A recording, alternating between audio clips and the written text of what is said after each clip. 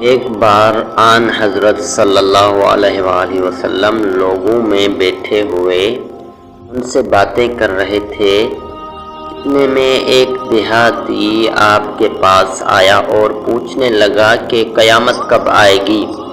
آپ صلی اللہ علیہ وآلہ وسلم اپنی گفتگو میں مصروف رہے۔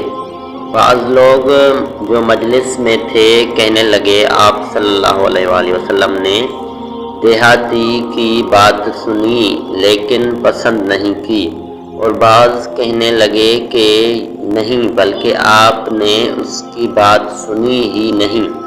جب آپ اپنی باتیں پوری کر چکے تو میں سمجھتا ہوں کہ آپ صلی اللہ علیہ وآلہ وسلم نے یوں فرمایا، وہ قیامت کے بارے میں پوچھنے والا کہاں گیا؟